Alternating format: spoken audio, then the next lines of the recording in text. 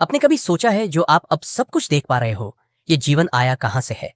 कभी तो आपके मन में ये सवाल जरूर आया ही होगा, क्या हम शुरू से ही ऐसे थे या हमें ये वरदान में मिला? इसका जवाब है नहीं, ये जीवन आपका ही नहीं, ये पूरी गैलेक्सी का एक रहस्य है।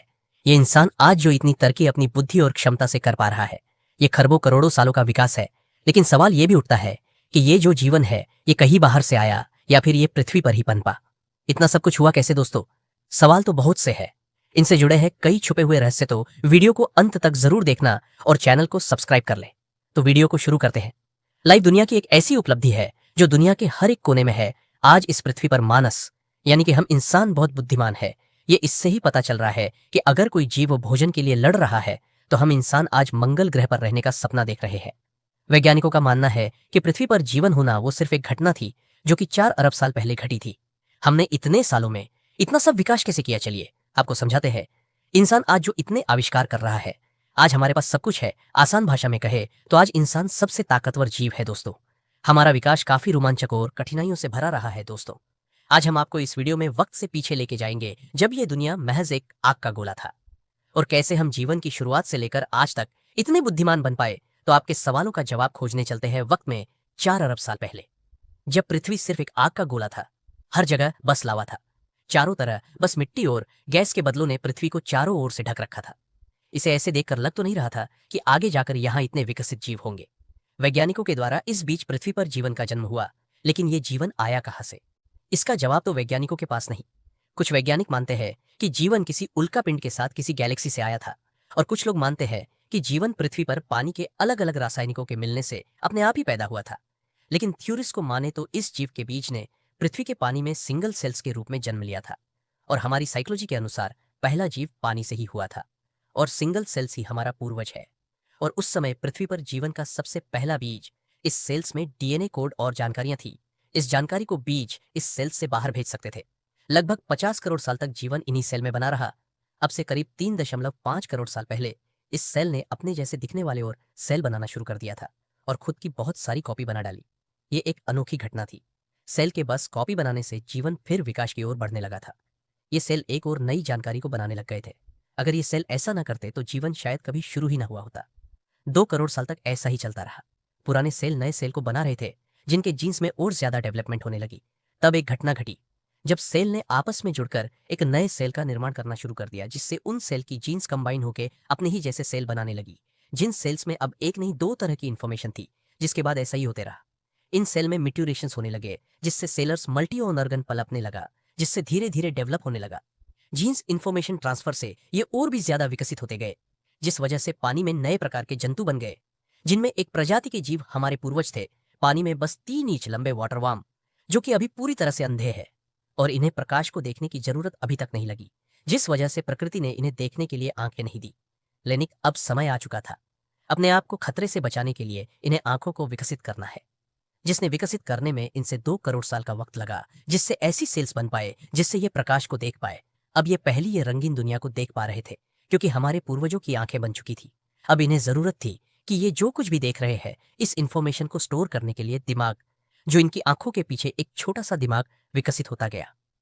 अब हमारे पूर्वज वाम ना रहकर एक मछली के आकार में आ गए। अब हमारा दिमाग छोटे छोटे डिसीजन और इन्फॉर्मेशन को प्रोसेस करने लगा। लेकिन जैसे कि हमने बताया था कि सेल्स की म्यूटेशन से कई तरह की प्रजातियां विकसित हो गई थी, जिनमें से कुछ खतरनाक भी थी।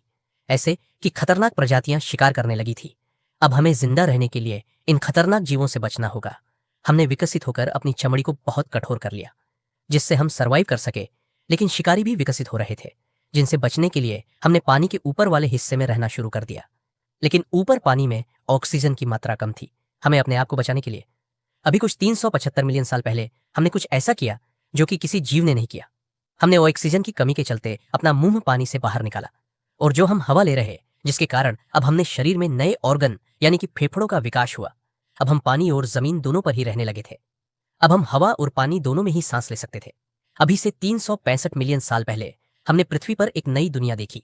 ये वो अनोखा समय था जब हमने पानी को छोड़कर जमीन को चुना था। यहाँ हमारे लिए खाना भी था और पर्याप्त ऑक्सीजन भी। लेकिन यहाँ पर सूरज की रोशनी बहुत तेज थी, जिस वजह से हमारी चमड़ी और मोटी होती गई। अब हमने जमीन पर रहना सीख लिया था। हमारे पूर्वज अपने वंश को आगे चलाने के लिए अंडे देते थे, जिससे नई पीढ़ी जन्म ले रही थी, और इस जनरेशन की इंफॉर्मेशन को स्टोर करने के लिए दिमाग और ज्यादा विकसित हो रहा था। लेकिन इस जमीन पर हम अकेले नहीं थे। इस पर और भी बहुत सारे जीव मौजूद थे जिनसे हमें अपने भोजन के लिए लड़ाई करनी पड़ी। इस लड़ाई के चलते हुए हमारे शरीर जेनेटिक म्यूटेशन में कुछ बदलाव हुए, जिससे हमारा मुंह और बॉडी काफी ज्यादा ताकतवर हो गई और हम उनका भी शिकार करने लगे। लेकिन सब कुछ एक जैसा नहीं चलता। प्रकृति को और ही कुछ मंजूर था। 250 मिलियन साल पहले पिघला हुआ लावा पृथ्वी की गर्भ से बाहर निकलने लगा और इस मेघवा की वजह से हानिकारक कार्बन डाइऑक्साइड ने सूरज की हीट को पृथ्वी के एटमॉस्फेयर में बांधना शुरू कर दिया, जिस वजह से गर्मी बहुत ज्यादा बढ़ गई और ऐसे माहौल में पेड़ पौधे खत्म होने लगे, जिससे बहुत सी प्रजातियां खत्म होने लगी और देखते ही देखते पृथ्वी की 85% प्रजाति खत्म हो गई। बची 5% प्रजाति में हमारे पूर्वज भी थे और कुछ और प्रजाति भी, जो आगे चलकर डायनासोर बनने वाले थे। धीरे धीरे पृथ्वी पर सब कुछ ठीक हुआ। अब हम एक बिल्ली की तरह दिखते थे। अब हम अपने पैरों से चलने लगे थे। हमें प्रकृति की बहुत सी मार खाई है, तब जाकर हम इतने विकसित हुए। लेकिन हम अकेले नहीं है, कोई और भी है जिसका विकास कुछ ऐसे हुआ है जिसकी अब इस धरती पर हुकूमत चलती है। यह है डायनासोर। अब इनका ही जमाना है। अगर हमें इस धरती पर जिंदा रहना है तो हमें इनसे बचना होगा। डायनासोर का विकास हमारे मुकाबले बहुत ही तेजी से हुआ, जिस वजह से ये बहुत ही बड़े और खूंखार है। इनसे बचने के लिए हमें कुछ ऐसा करना था जिससे हम इनके शिकार ना बन पाए, जिस वजह से हमारा साइज बहुत ही छोटा होता गया। हम एक चूहे की तरह दिखने लगे। अब हम जमीन के अंदर होल बनाकर रहने लगे। हमारे शरीर पर घने बाल थे और जब भी हमें सर्दी लगती तो हमारे बाल खड़े हो जाते थे, जिससे हवा हमारे बालों के बीच ही रह जाती थी, जो इंसुलेशन का काम करती थी और हमें ठंड से बचाती थी। आपने ये देखा होगा कि ठंड लगने से हमारे रोंगटे आज भी खड़े हो जाते हैं, हालांकि हमें जरूरत नहीं पड़ती। इसी वजह से हमारी बॉडी में बाल कम होते जा रहे हैं। खैर, उस टाइम पर हमें काफी चौकन्ना रहना पड़ता था। उनके देखने से पहले हमें रिएक्ट करने की जरूरत थी, जिस वजह से हमारी इंद्रियों और ज्यादा तेज होते गई। हमारे देखने, सुनने, सूंघने और महसूस करने की क्षमता बहुत ज्यादा बढ़ गई थी और हमारा दिमाग भी बहुत ज्यादा बढ़ रहा था, क्योंकि हमें जल्दी फैसले लेने की जरूरत थी। दोस्तों, बीते समय में अगर कुछ भी अच्छा हुआ है तो वह है डायनासोर, क्योंकि उन्हीं की वजह से आज हमारे पास बहुत ज्यादा तेज दिमाग और पावरफुल सेंस है। इससे पहले हम पूर्वज अंडे दिया करते थे, लेकिन समय के चलते उन्होंने एक जिंदा बच्चे को जन्म देना शुरू कर दिया। अब बच्चों का विकास शरीर के बाहर नहीं बल्कि शरीर के अंदर कोख में होने लगा और बच्चों को भोजन देने के लिए हमारे फीड ग्लैंड विकसित होकर मेमोरी ग्लैंड में बदल गई, जिस वजह से हम इस काबिल हो गए कि हम अपने बच्चों को दूध पिलाकर पाल सकते हैं, जिस वजह से हम सर्वाइव कर पाए। इस सिंगल सेल से इंसान बनने के सफर में हमारे लिए एक बहुत बड़ी उपलब्धि थी। इस छोटे से जीव से लगभग 4000 प्रजातियां विकसित हुई, एक छोटे से चूहे से लेकर एक बड़ी व्हेल तक, और हम इंसानों तक यहाँ से मैमल्स का जमाना शुरू हुआ। लेकिन अभी भी पृथ्वी पर डायनासोर का ही राज था। फिर एक घटना हुई। अभी से 65 मिलियन साल पहले पृथ्वी पर एक उल्कापिंड गैलेक्सी से आई और मैक्सिको की खाई में जा टकराई। उस उल्कापिंड के टकराने से पृथ्वी पर एक महाविनाश हुआ। धूल के बदलों ने पृथ्वी को पूरी तरह से घेर लिया और जगह जगह पर ज्वालामुखी फटने लगे और बहुत ही खतरनाक भूकंप आने लगे। तापमान बढ़ने की वजह से डायनासोर जलकर राख हो गए। ये समय इतना भयानक था और हमारे पास एक ही चारा था, धरती में बिल बनाए और अपनी जान बचाए। सौभाग्य से हम इन सब में पहले से ही माहिर थे और हमने ऐसा ही किया। पृथ्वी पर सारी बड़ी प्रजातियां खत्म हो चुकी थी, बस अब छोटे छोटे जीव ही बचे थे, जिसमें से हम एक थे। लेकिन नेचर का एक नियम है, नई क्रिएशन और पुरानी निर्माण को खत्म होना होता है। इस महाप्रलय ने हमें विकास होने का मौका दिया। इस प्रलय में छोटे छोटे कीड़े कॉकरोच रह रहे थे।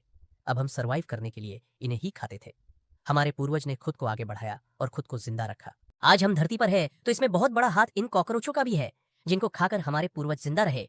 उस समय हमारा साइज 6 इंच का था। धीरे धीरे पृथ्वी की परिस्थितियां फिर से बदलने लगी। महाप्रलय को अब 5 साल बीत चुके थे। पूरी पृथ्वी काफी हरी भरी हो चुकी थी। पेड़ और फल लगने लगे, जिसमें बहुत से न्यूट्रिशन थे। बहुत ही बेसिक बात है, हम जितना भी न्यूट्रिशन लेंगे हम उतना ही लंबा झेंगे। लेकिन परेशानी ये थी कि फल पेड़ पर थे, तो हमने अपने आप को कुछ इस तरह विकसित किया कि हम बंदरों की तरह पेड़ों पर चढ़कर रहने लगे। अब से 56 मिलियन साल पहले हम इस पेड़ों के आदी हो चुके थे।